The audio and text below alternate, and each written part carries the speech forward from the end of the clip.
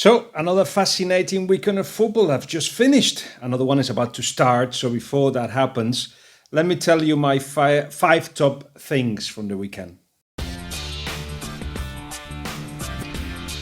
The first one has to do with the Clasico not being played.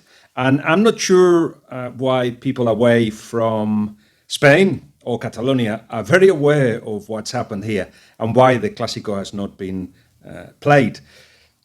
First of all, it all started, of course, with the sentence that put Catalan activists and politicians were given 9 to 13 years of prison by a high tribunal, High Court of Spain, for their role in the independent bid in 2017. Now, as a consequence, we knew that people will go into the streets in favor and against the decision, the court decision, the legal decision, because the ones against it feel it was a political decision and it wasn't fair. It was an exaggerated measure being taken against those politicians. And the one in favor saying, well, if you want things to go well, then do not make anything illegal like the referendum that you organized. Without going into depth on the reasons from one or the other, let's go back to football. La Liga, soon after that sentence came out, decided or asked the clubs if they wanted to switch the cities that will host the Clasico. So play the Clasico that had to be played on Sunday 26th or Saturday 26th at the Bernabeu instead of the Camp Nou. And then the one later on in the year will be played at the Camp Nou. Both clubs said, no way. Well, that changed the conversation, I felt, because at that point, we started to think that there were enough reasons to do with security and the safety of fans and players, perhaps, for something to happen, for a suspension of the match, for the match not to be played at the Camp Nou. I'm hearing from the police and from the Mossos, the Catalan police, off the record, that they felt they could have organized it, or they could have helped organize it, and they could have avoided any problems. But quite clearly, the final decision had political touches as well as others related to the safety of those involved in the game. For instance, I think there was an organization that wanted to block the roads to stop Real Madrid coming out of the Camp Nou, for instance. I don't know if they would have succeeded or not. It would have created a lot of tension. It's been tension in other Clásicos for many years. I just felt that perhaps the security services could have actually handled it, because the decision to actually suspend the Clasico was taken about 8-9 days before it took place. And there were marches on Saturday, on the day of the Clasico, and not a lot happened. There will be more marches on the 18th of December. Now that is when it's going to be played. And it's impossible to avoid the Clasico to be politicized. But in my eyes, and I agree with Valverde, it would have been a sign of maturity and of balance to actually have played the Clasico and make sure that the security forces did their job, which I think would have avoided any bigger issue. But perhaps we don't have that maturity. Perhaps we're not ready to calm down when we need to calm down. Perhaps we are living a time of conflict, and perhaps not everybody was happy for a Clasico to pass smoothly. So the conflict continues, though, because once the competition committee that belongs to the federation decided to move the game to the 18th of December, La Liga felt that that was not right, that they had the right to put the date to the Clasico. They wanted the 4th or the 7th. They are the ones selling the rights abroad, and they're going to take to court the federation for having taken that decision, because they felt that it goes against the interest of the clubs, even though the clubs themselves wanted to play it and will play it, of course, on the 18th of December. La Liga feels that they know the market better and they should have been listened, and they had the right to put a date. They decided not to ask for any suspension of the decision, so the game will be played on the 18th of December. A little bit of political there to start with on that top 5 of this week, but that more or less needed to be explained. I think, as I said, it shows that Spain is not at a level of civilization and maturity, democratic maturity, that we think we have to learn to talk to each other again, and that seems the hardest thing to do right now. There's been no Barcelona or Madrid games, but things have happened during the week that are worthwhile mentioning for both teams. Let's start with Barcelona. At the end of the Sparta Praga, Slavia Praga game, Ter Stegen was really upset. Barcelona won, of course, but I watched the game and Slavia Prague were fantastic. They played like football is played now, if you want to call it modern, in a modern way. Everybody run. I think they run about 4 kilometers more than Barcelona. There was intensity in all their actions, including the transition from defense to attack and attack to defense. They feel it's the same movement. You know that usual situation in which you try something, it doesn't come off, and you go like that. Well, there wasn't much of that from Slavia Prague because straight away they switched their mind into defending. It was wonderful to see because you had the fullbacks just getting into the box, sometimes being the last attacker in quick transitions, and even in static ones. When they had the ball, they passed the ball with electricity, with sharpness. There was a lot of movement, that intensity that we spoke in the past. For Barcelona, though, there was not much of that. They won because they've got individual quality, of course. There was a little bit of luck in the Luis Suarez goal. It wasn't his goal, own goal really from the defender, but in a move that with a key intervention of Luis Suarez.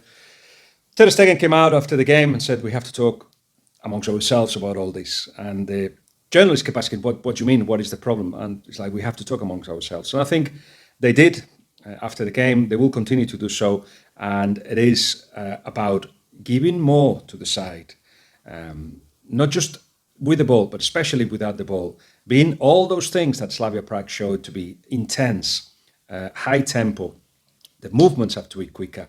The decisions have to be quicker. So that is something that we may see Barcelona suffering from in big games. They struggle against Borussia Dortmund. They struggle against Inter, that apply the same brand of football. They struggle against Liverpool and against Roma in the past. And the solution is not easy. A lot of people are starting thinking about the future. There seems to be a kind of campaign, not organized. Campaigns are organized, but a lot of people want Valverde out, and a lot of people have jumped into that bandwagon. When actually, I think it's deeper than that. It's to do with the nature of the team, the structure of the team. Perhaps still trying to find solutions in a way that were successful before that. They are successful regularly in the league, no doubt about that. But when a team with that intensity applies it to them, they struggle. How you sort that out? Not easy. You need that electricity from the bench to the team, from the teammates to every teammate, from the people that come from the bench. And I don't see that at Barcelona at the moment. So we will see, because that's a regular feature we may talk to when we discuss Barcelona. On Real Madrid, on the other hand, I published a story in my newspaper, AS, suggesting that Jose Mourinho has got the coaching staff ready for his next job, and that people around him feel that the next job will be Real Madrid, not if, but when it's the next step. So it's not so much about if the call will call. He thinks the call will be made, and at some point he will be at Real Madrid again, and that's what he's waiting for. When Lyon said, Jean-Michel Aulas, the chairman of Lyon, said that we couldn't get Mourinho, he's got his next job ready. I think he was talking about Real Madrid, or certainly Mourinho feels that that's the call that will be made eventually. And it's to do with all the things that we're talking about, a team that is not structured, a team that doesn't that relies a lot on the individual qualities, and if the players are not on form, the team struggles. A team that needs more without the ball, a team that has had bad results already. Against Galatasaray, of course, it was a victory that was needed. They raised the game. They can raise the game in certain matches, but they lost against Mallorca previously. So you are talking about a team that is far too irregular. And what's coming next, I think that's where the Mourinho role will be important. It's a team that will need to have an idea, an identity of what they want to do. Because in the cover of Marca, we saw recently players that may return to Real Madrid. Odegaard wants to stay an extra year, but how about if he comes back in the summer? There is Kubo, of course. There's Ashraf, the fullback who's at Borussia Dortmund. There's Ceballos, who's at Arsenal and hasn't got a clause to stay on. So all that, all that goes back, these are young players. And in the past, the identity was created by Kroos and Modric and Casemiro. Put them on with Benzema, you know what the team are going to play. But with a Kroos that doesn't always play at his level, with a Modric that's struggling. Casemiro and Benzema needs people around them to give them an identity. And they feel at Real Madrid that perhaps Mourinho will be able to do that. We will see, because Zidane has come out of more difficult situations, but that is a thinking that the Mourinho entourage are putting out there, that he's not taking a job from China, he's flirting with Borussia Dortmund, but may not be the next role, because he feels that the call from Real Madrid will be made at some point. We need to talk about Granada. Granada, top of the table. A Granada side that have come from the second division.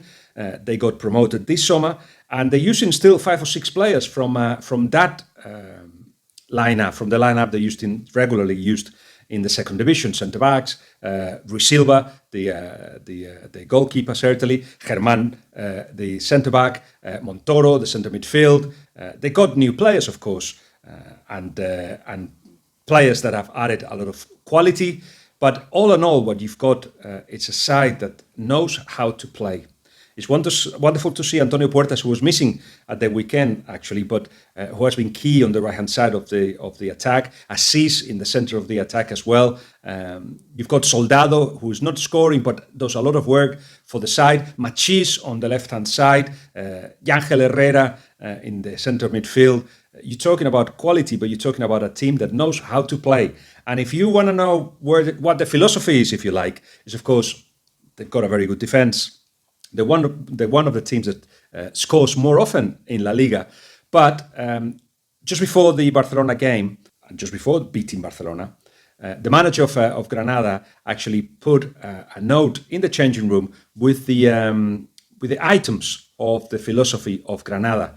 And it's been a marker, and I get you a copy of it here, and we can discuss it a little bit.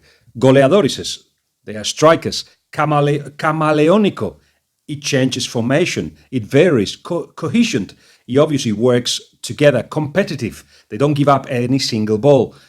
Intelligent, mature in that they know from the game, everything that happens in the game is something that has to be quickly identified and reacted upon, and they certainly have created that kind of competitiveness and maturity. Dynamic and quick, that's so important, as we were talking about Slavia Prague, the same as Osasuna, which just beat Valencia in the last game of the weekend in La Liga, 3-1. It was quick, everything they did was quick, and it was dynamic. There was a lot of movement. That's modern football for you. That's what Liverpool does, what Manchester City does, what, as I said, Slavia Praga does, and these young teams as well, or at least teams that have been promoted but seem to have that identity in them, certainly Osasuna and certainly Granada.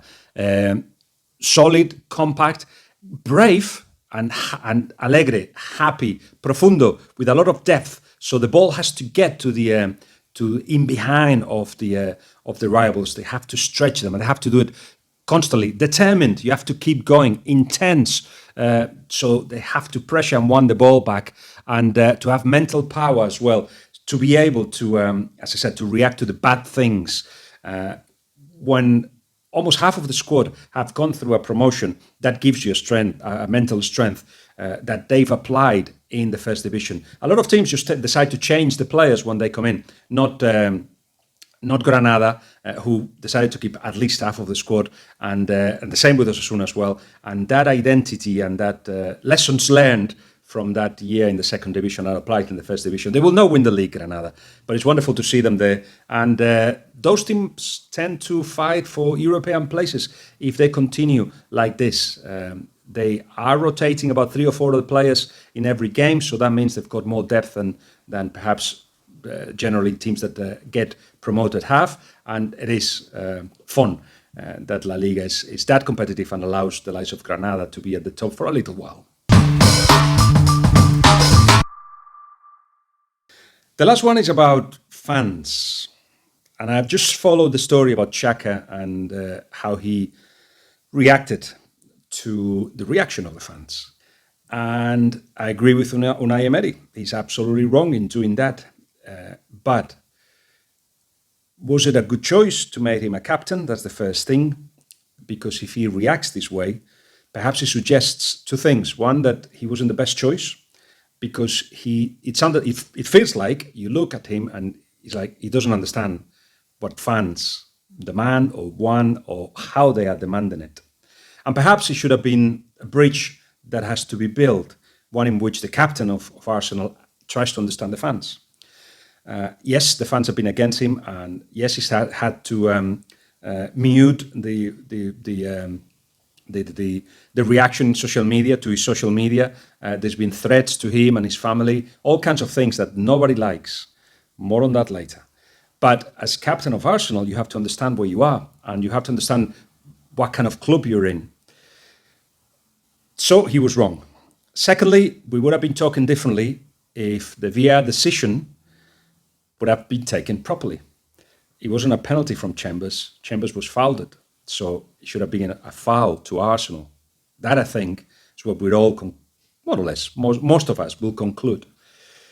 So with that in mind, it would have been a victory. Perhaps it would have been a different situation altogether. But thirdly, the reaction of the fans. It's something that football is a mirror of society. I say it a lot. I think we are in the first time in history where football fans not only think they know more than the coach, which I think generally that's always happened, but also that they have to be heard, which again has happened. But if they don't get heard, they create a campaign, which is more new, those things together.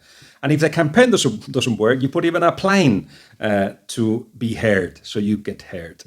And I think we are going well ahead of our roles as fans if we do that. I do believe that. I'm thinking here as a journalist who is not an Arsenal fan. I've watched Arsenal games, not all of them, and I see that it's a team that is struggling to find some form, some consistency, some team that you can identify with. I can see that they've got less points than last season, a season that finished not so long ago, in which they were considered to be on the up. So analyze from this point, like fans would do, from the last game, from the last minute, you would think, oh, Arsenal is not advancing. I will give more time to Arsenal, but that's a different discussion. Anyway, when we actually, and I'm looking at it as a journalist, as a fan of my own teams, as a chairman of a football club, and just generally as somebody that try not to be completely immersed in football and look at it sometimes from the outside. And I see that fans now, and I understand this is a consequence of how society works, fans want a bigger role than they what will we? I have to be careful with this one, but a bigger role than the one that is given to them. By whom? Football. Football shares responsibilities and spaces. The players have got their own, the coaches have got their own, the fans have got their own. I remember from the point of view of a football team, from a coach as well, some coaches describe me as circles, one inside of the other, to describe how a balanced club should be. And obviously, coaching staff is at the center, and the players as well, and then the assistants and the board, and then the families, and then the fans are right outside, way away, a long way away from the center. Otherwise, everything gets unbalanced. And when the fans take too big a role, everything gets unbalanced. It's difficult to say that to fans where they got more information than ever, but at the same time, as little information as always about what's going on with the team. And I think the Ozil situation is the perfect example of that. Fans feel that they've got now platforms to give the voice, in which case that's what they do. They just come out and say what they think. I just feel that that's fine as long as you know your role. And I think as fans, we have to be the ones in the stands who protest, yes, to start campaigns and to insult and to give no respect whatsoever to your captain or to your players. I will never go for that. It's something that we can discuss. So bring your comments and let's talk about that, because nobody gets told off. Nobody likes to be told off. But I just feel that generally fans now seem to have taken a step too far, too close to the hardcore of a team, to a point where they want to be decision makers. Fans, we're not decision makers. We're just those that give another angle, a a very important one to what's going on. Do you agree? Anyway, that's it for now. I made it a long one today. So a little bit of a run there, and I'll be watching more games of the weekend. I've got a massive interview taking place on Wednesday, and I'll share with that with you very soon. And the podcast is about to come out, so keep an eye on it. Cheers, bye.